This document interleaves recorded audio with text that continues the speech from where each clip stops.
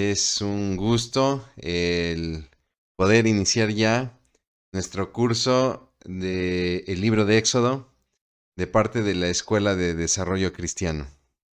Este es un curso que estará basado en 12 sesiones en las cuales nosotros iremos haciendo un estudio panorámico acerca del libro. Un libro maravilloso, es el segundo libro del Pentateuco, que nos describe prácticamente la formación de la nación de Israel.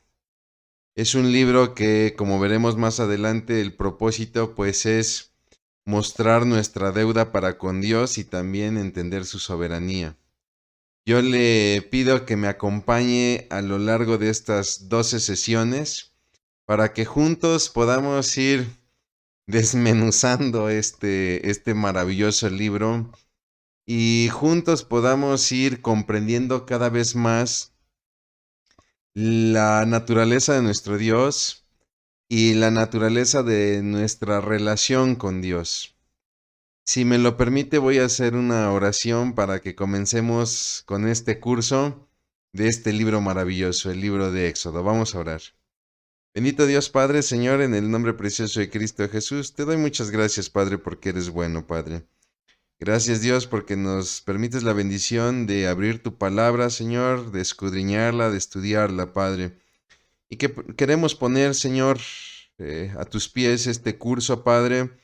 Señor, estas 12 sesiones, pidiéndote gracia, sabiduría, Padre Dios, para poder, Señor, atesorar en nuestros corazones no solamente datos, no solamente conocimientos, Padre Señor, sino, Padre, principios, verdades, Dios, que toquen nuestros corazones, Padre, que transformen nuestras vidas conforme a tu voluntad, Padre Señor.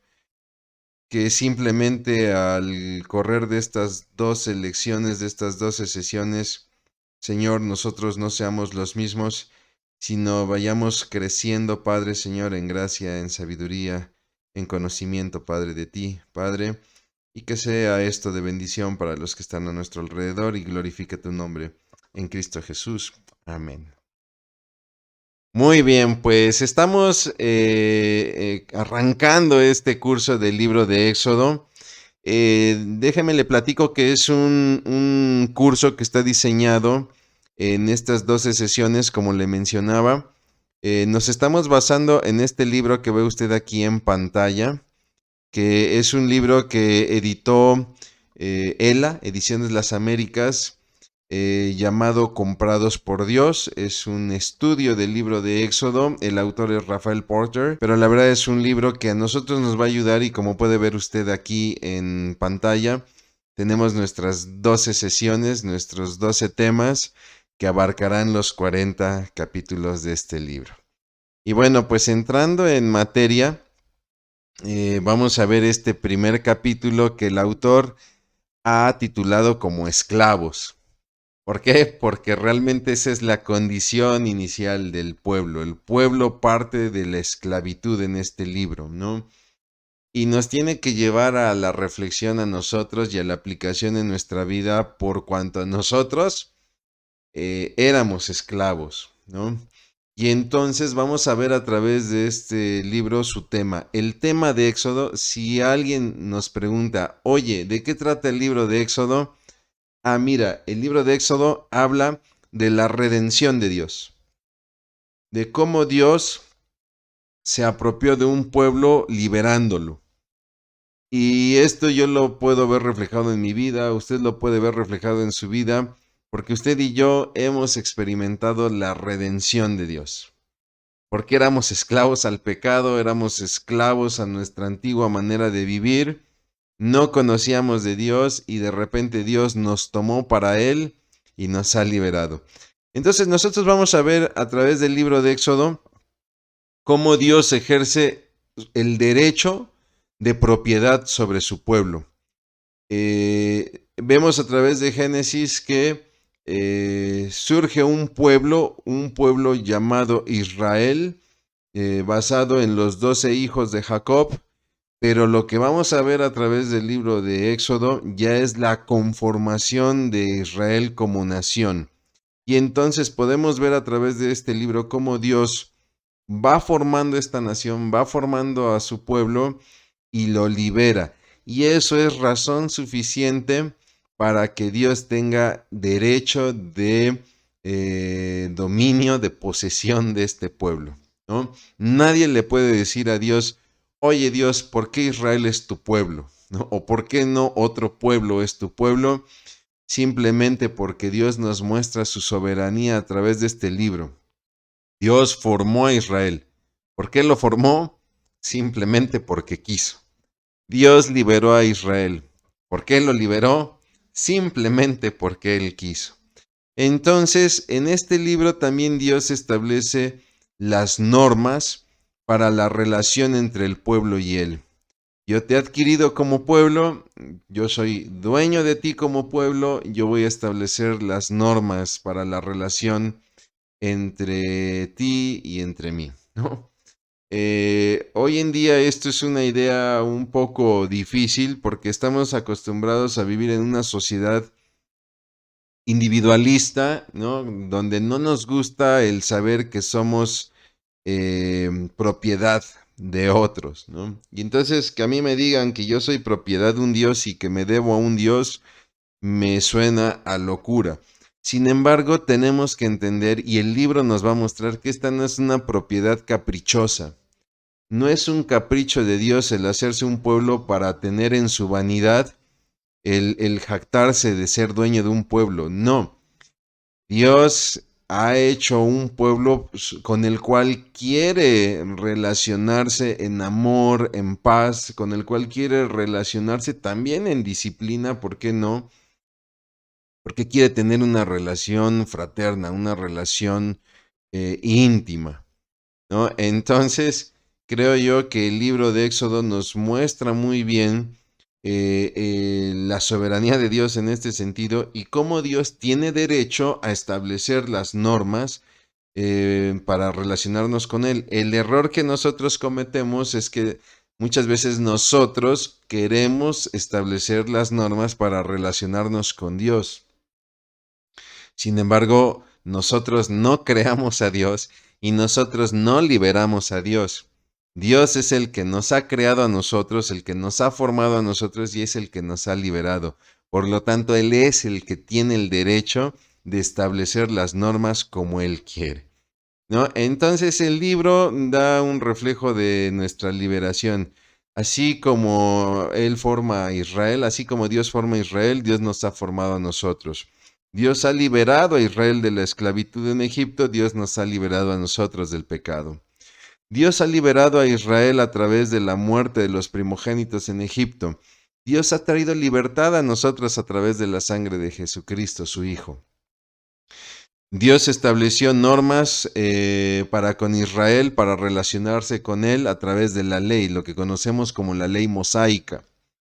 Hoy en día Dios establece la norma de la obediencia a la ley de Cristo, ¿no? Y le repito, este libro nos permite ver cómo Israel entonces se vuelve ya no un pueblo nómada, sino estamos viendo el proceso de un grupo que se está volviendo ya una nación, con costumbres, con determinadas arquitecturas, con determinados estilos de pensamiento, todo aquello que hace que un pueblo se conforme ya como una nación, con una identidad nacional. Vemos la división de las tribus ya por estandartes, por ubicaciones, por jefes de familia, etc. Hablando un poquito acerca del título, mire, el título original de este libro, por ejemplo, en la Torá, sería Be'eleh.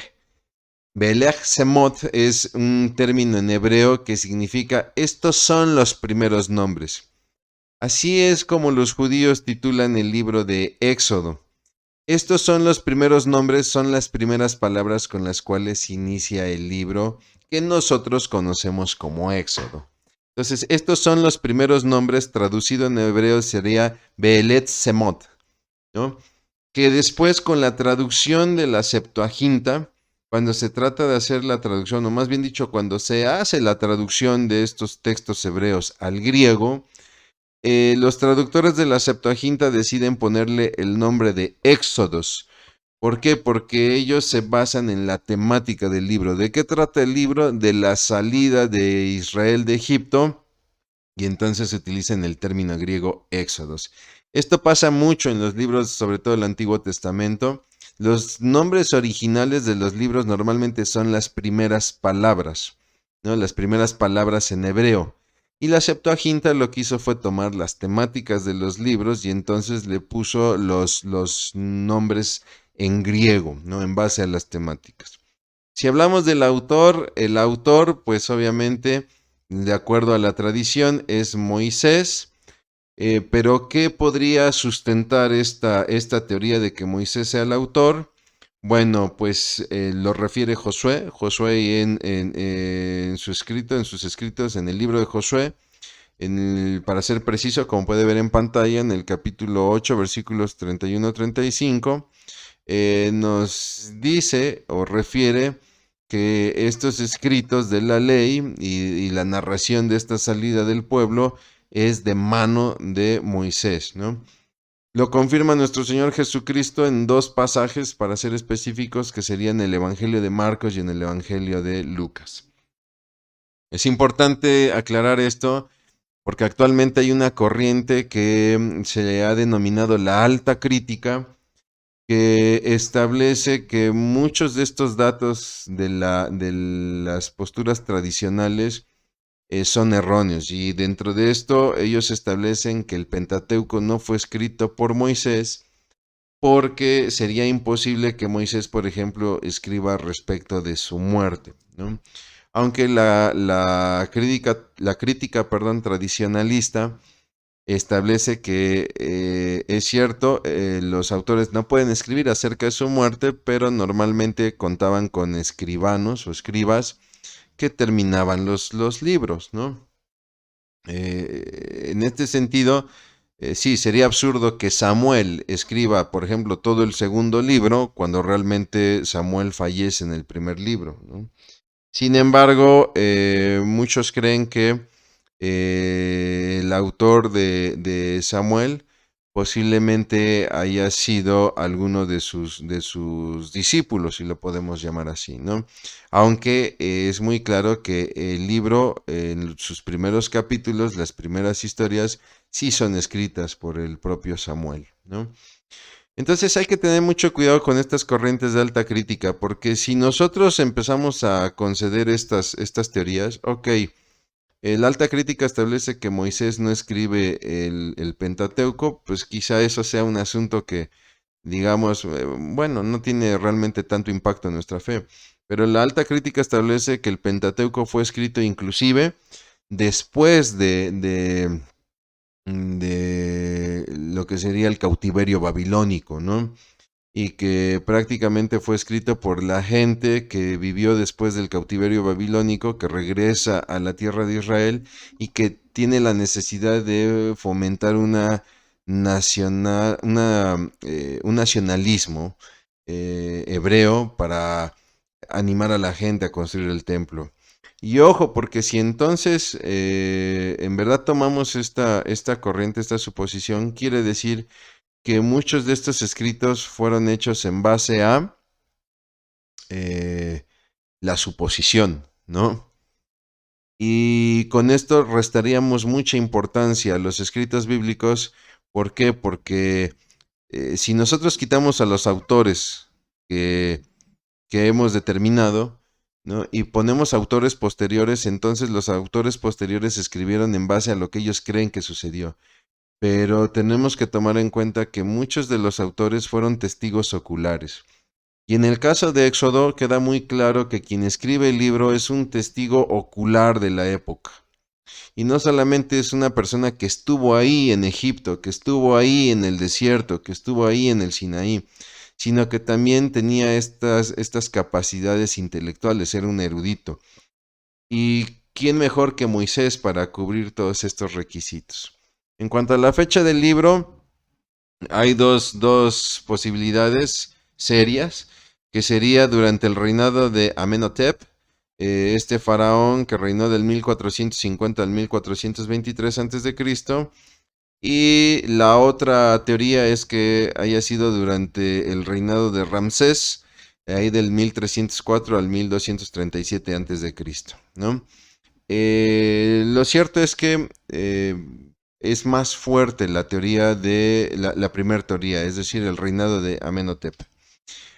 En cuanto al antecedente histórico de este libro, bueno, el Éxodo comienza donde termina Génesis, ¿no?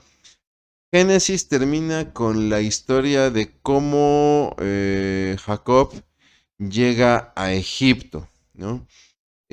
Cómo José, recordará usted en los últimos capítulos del Éxodo, es vendido por los hermanos y entonces él se vuelve una persona importante después de haber interpretado los sueños del faraón y entonces el faraón lo pone como un principal en el gobierno egipcio y entonces cómo viene este reencuentro con los hermanos, este reencuentro con su padre y estamos en un ambiente donde hay hambruna en la tierra, por lo cual José decide que su padre y sus hermanos vayan a la región de Gosén, ahí en Egipto, para poderlos proteger de esta hambruna, ¿no?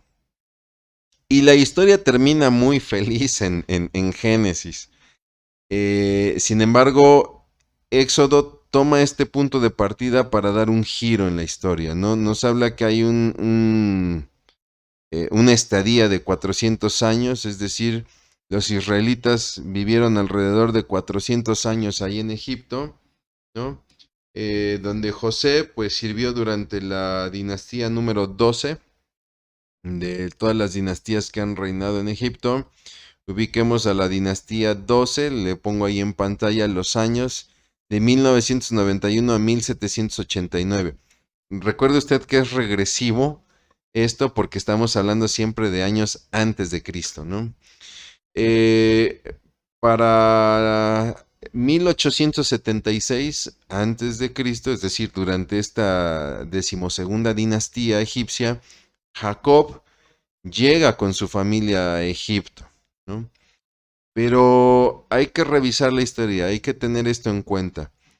Los egipcios van a ser derrotados por una tribu nómada del oriente que son los Hicsos. Los Hicsos van a invadir Egipto y van a capturar o van a conquistar el medio Egipto, que es prácticamente la región más fuerte, ya para el siglo XVII. Estamos hablando del 1600 antes de Cristo, ¿no?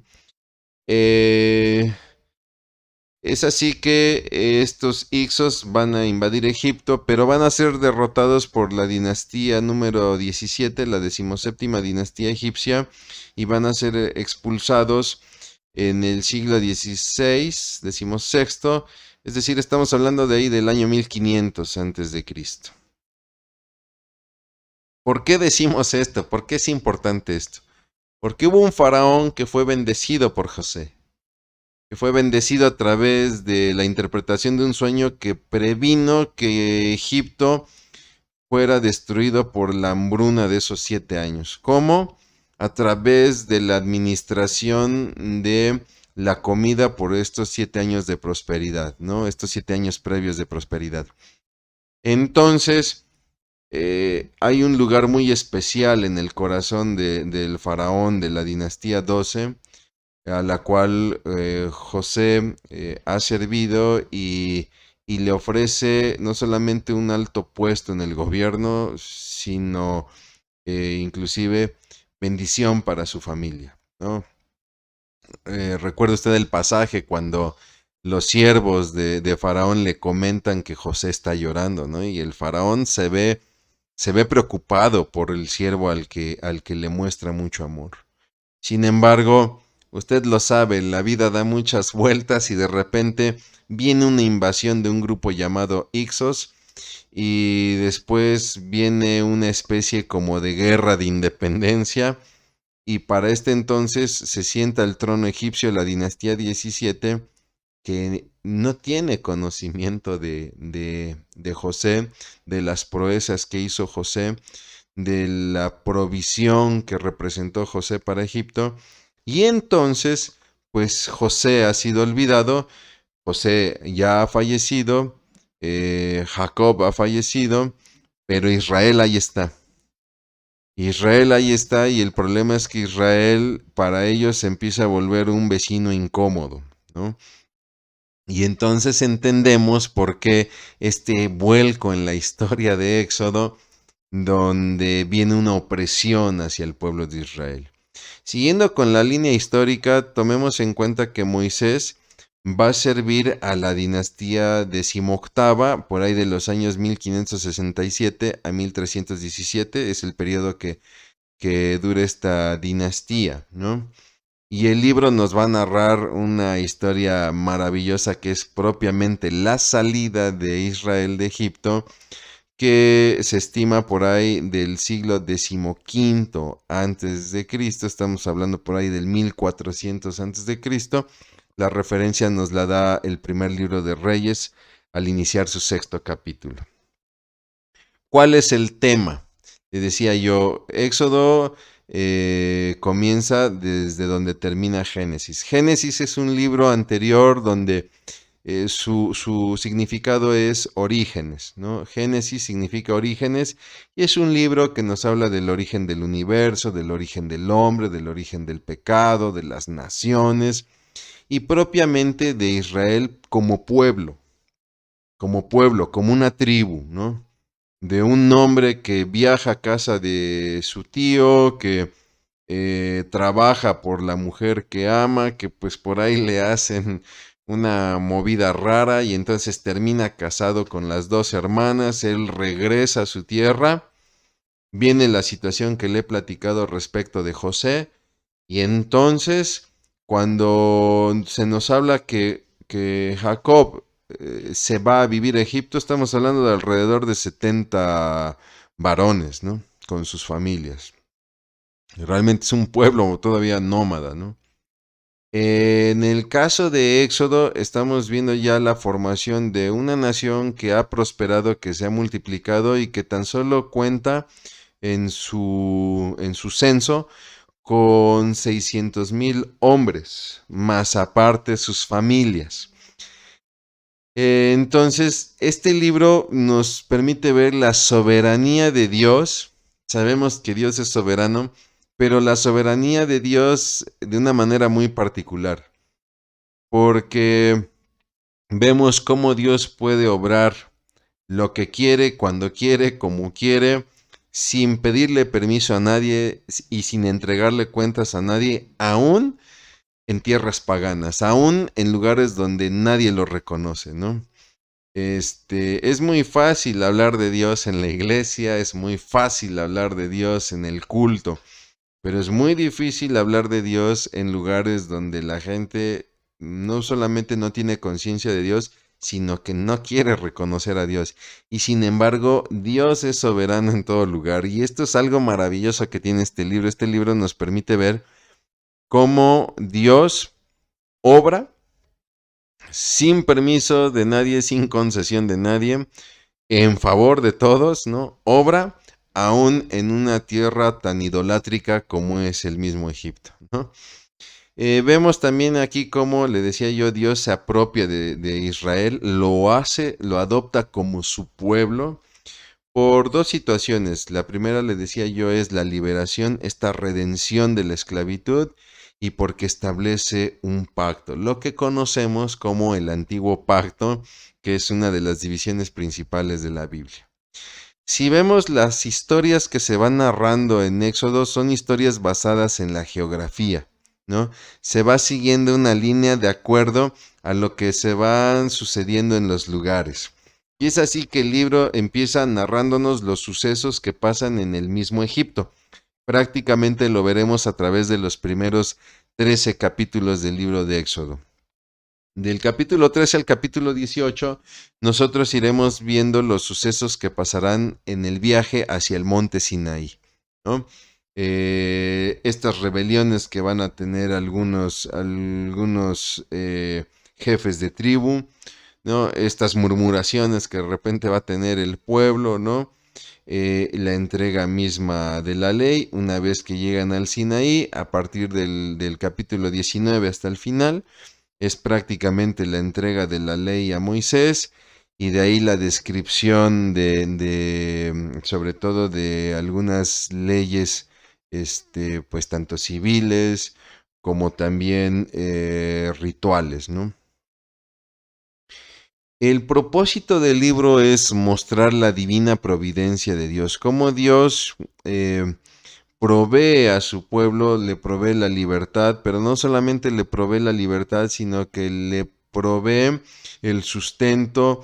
Es un pueblo nómada que no tiene experiencia en cuanto a ser nación, en cuanto a ser cultura, que viene de vivir de una esclavitud y que ahora tendrá que aprender a ser nación.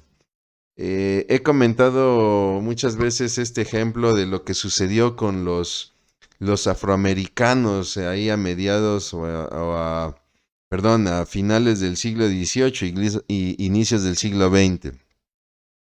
Gente de color que trabajaba en los campos en Norteamérica, ¿no? Que vivían bajo esclavitud y de repente surgen estos derechos y la abolición de la esclavitud. Y de repente a estas personas se les dijo, pues ya eres libre, ¿no?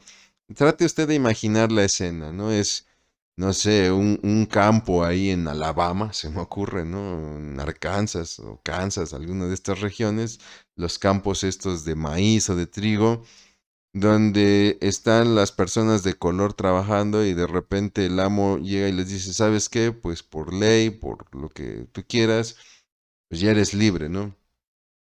Fíjese qué es lo que pasó en muchos de ellos. Muchos de ellos dijeron, por fin soy libre, ¿no? Tomaron sus cosas y empezaron a caminar, pero llegaron a un punto en el que dijeron, ok, sí soy libre, pero no tengo que comer y no tengo que vestir. Y entonces ocurrió un fenómeno muy interesante porque muchos de ellos regresaron a ser esclavos, ¿no? Muchos de ellos regresaron a ser esclavos, ¿por qué? Porque al menos siendo esclavo, pues se tenía sustento, se tenía alimento y vestido. Es algo que le pasa al pueblo de Israel, ¿no? Pero hay una gran diferencia, que en la salida Dios sí les provee alimento y vestido, ¿no? Les provee agua, etcétera. El problema es que de repente Israel cae en el error de lo quiero aquí y lo quiero ahora y lo quiero a mi modo. Y entonces cuando no lo tenía en el momento de la manera que quería, venía la murmuración. Mejor no ser estar en Egipto, ¿no? Y esto tiene que hablar mucho a nuestros corazones, porque de repente eso hacemos mucho en nuestras vidas. Nosotros queremos la sanidad, queremos la provisión, queremos la libertad, queremos el cambio aquí, ahora y a mi manera, ¿no?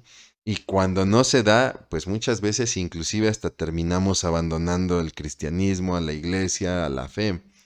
Entonces este libro nos enseña cómo Dios otorga su divina providencia en sus maneras y todo lo que desprende de ella, ¿no? Gracias a la divina providencia de Dios es que entendemos que estamos en deuda con Dios, entendemos que dependemos de Él y esto va alimentando una relación de confianza entre Dios y nosotros, ¿no? La manera en cómo debemos responder a Dios, que sería en servicio, es decir, no solamente en lo que Él me puede dar, sino también en lo que yo le puedo dar, no porque le pague yo a Dios, yo no le puedo pagar a Dios, pero gracias a su divina providencia, yo puedo responder en servicio, en adoración y obviamente pues en obediencia. Si nosotros analizamos la estructura del libro en un general, bueno, el libro está organizado prácticamente en dos partes. Los primeros 18 capítulos hablan de la redención del pueblo, de la liberación de Egipto y el viaje al Sinaí. Y a partir del capítulo 19 hasta el final, hasta el capítulo 40, nosotros podemos ver la revelación de Dios. Prácticamente en dos cosas, ¿no? La ley de Dios. Estaríamos hablando, por ejemplo, de leyes de corte moral, de corte civil, pero también la revelación del camino a Dios, de la relación con Dios, ¿no? Que son ya estas leyes de un corte un poco más ritual, de un corte un poco más íntimo que refleja su naturaleza. Le pongo dos ejemplos para entender esto, ¿no? todo lo que corresponde a la construcción del tabernáculo y lo que representa el tabernáculo, ¿no?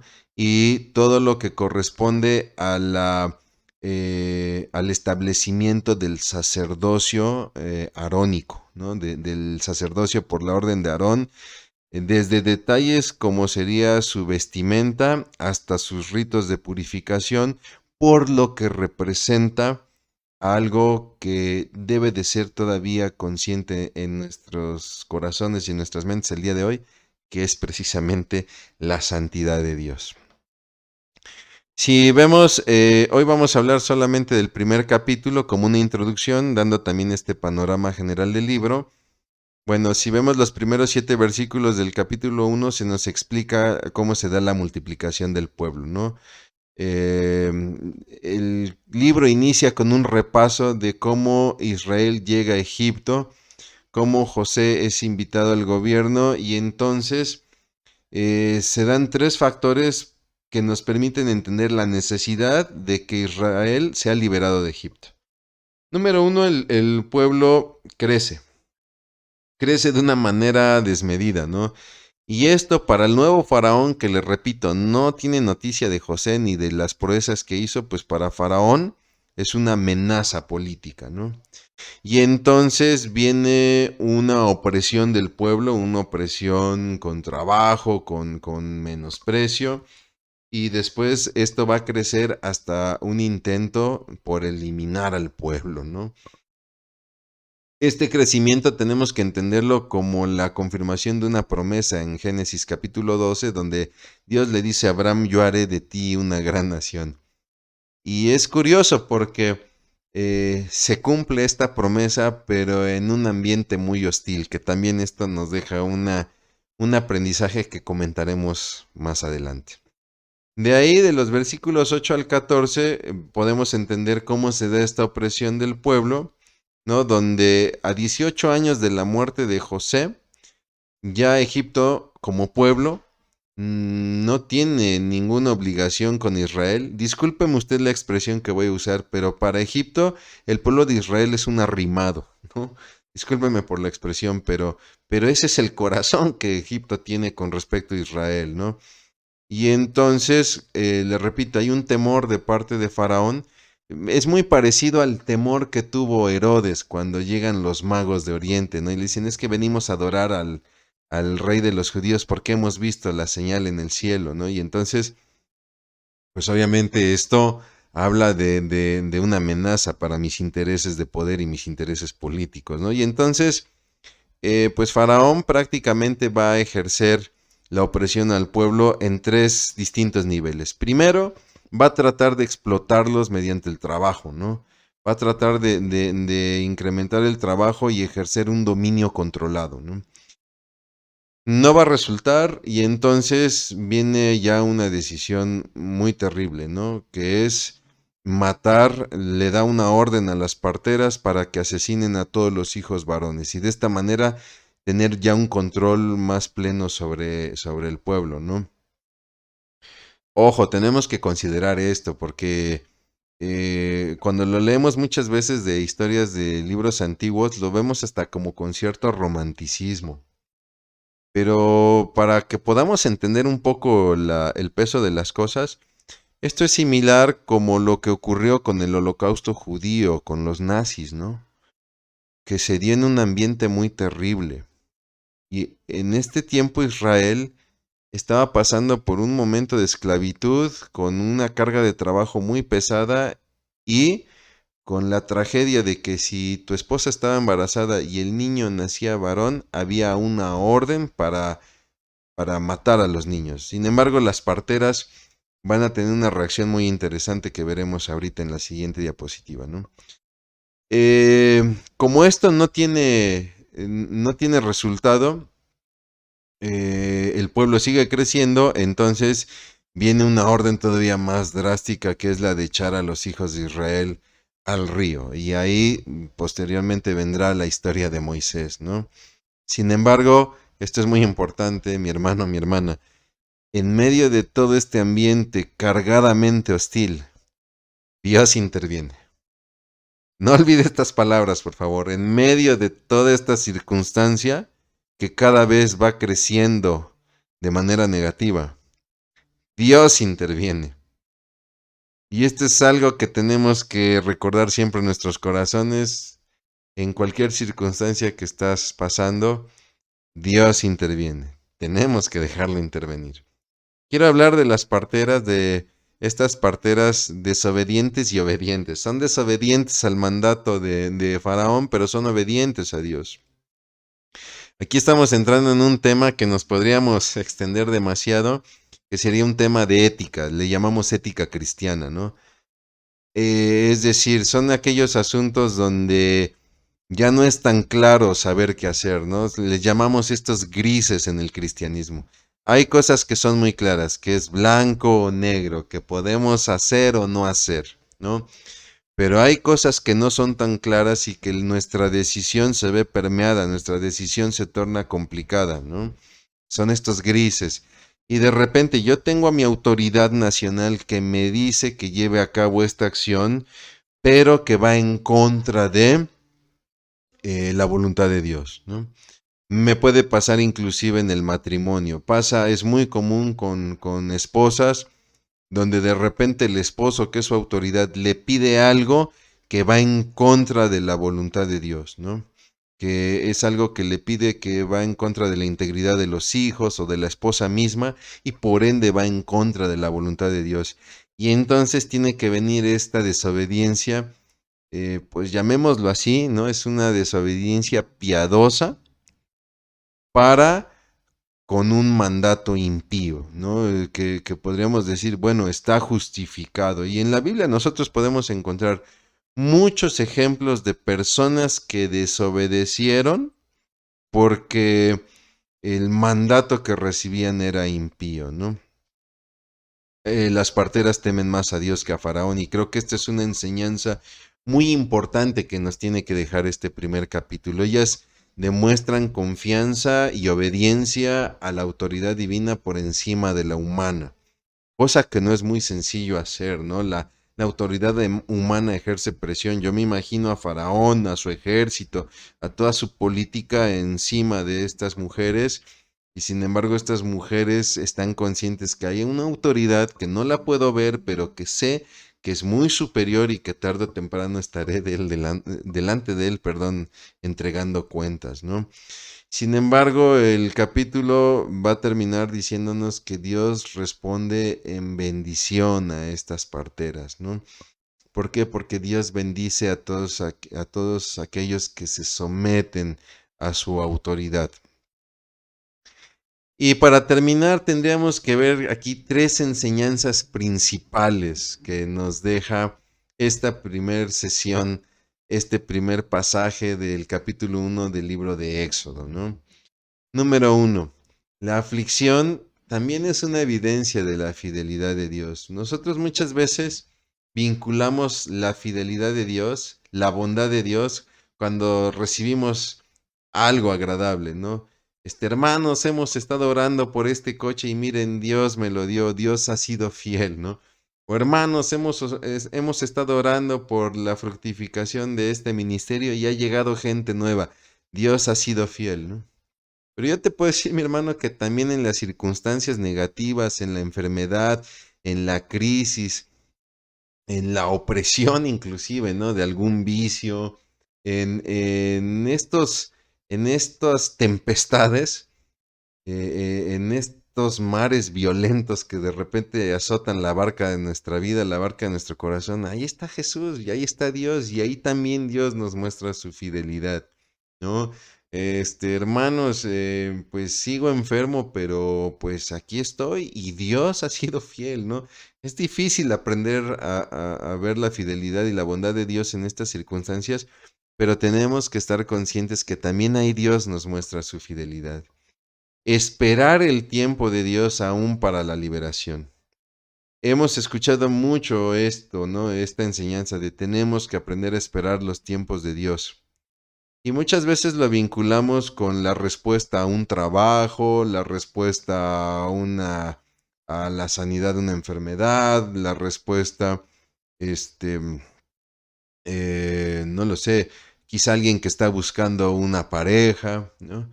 Pero hay situaciones que son complicadas, como es, por ejemplo, la liberación de una esclavitud, ¿no? El problema es que Hollywood nos ha enseñado que siempre los finales son felices y sobre todo son prontos, ¿no? Y están alrededor de un héroe. Pero, ¿qué pasa cuando ese final feliz tarda en llegar o simplemente no llega? En las mañanas escuchamos noticias de jóvenes que son encontrados en fosas, ¿no? Y me pone a pensar qué siente el padre, ¿no? Cuando de repente la autoridad le dice, Señor, hemos encontrado a su hijo, pero pues lamentablemente lo hemos encontrado muerto, ¿no? Y yo me imagino al padre antes de esta noticia teniendo la esperanza, quizá mi hijo vive aún y quizá está en algún lugar lejano o qué sé yo. Y pues mi hermano, mi hermana, no llega el final feliz de Hollywood. Señor, hemos encontrado a su hijo está muerto, ¿no? Es una situación muy terrible, pero muy real. Sin embargo, tenemos muchos testimonios de gente que ha sido prisionero de guerra, prisioneros de secuestros, o que han pasado por situaciones muy difíciles, ¿no? Gente en fases terminales de cáncer y de repente ha llegado la sanidad, de repente ha llegado la liberación, ¿no? Que cualquiera diría, híjole, pues como que se tardó Dios, ¿no? Tenemos que aprender a esperar también ese tiempo. Y el tercer punto es obedecer a Dios a pesar del costo que se tenga que pagar. La Biblia no lo dice, pero quizá muchas parteras fueron sorprendidas en el acto, o algunas de ellas fueron sorprendidas en el acto, quizá algunas de ellas castigadas, ¿no? Pero nos bendice mucho y nos ministra mucho el ver cómo guardaron obediencia a pesar del costo, ¿no? Y lo podemos ver, se me ocurre Daniel y sus amigos que de repente no quisieron comer del banquete del rey o no quisieron postrarse entre la estatua del rey y sabían del costo que esto implicaba y sin embargo obedecieron a Dios por encima de esto, ¿no? Entonces, vamos, son enseñanzas muy hermosas que nos deja este primer capítulo del libro de Éxodo. Agradezco mucho el favor de su atención. Los espero para la segunda sesión de nuestro curso, el libro de Éxodo. Que Dios lo bendiga mucho. Por favor, comience a hacer su lectura bíblica de Éxodo y usted podrá seguir consultando aquí los videos y tomar sus apuntes. Dios le bendiga mucho. Muchísimas gracias.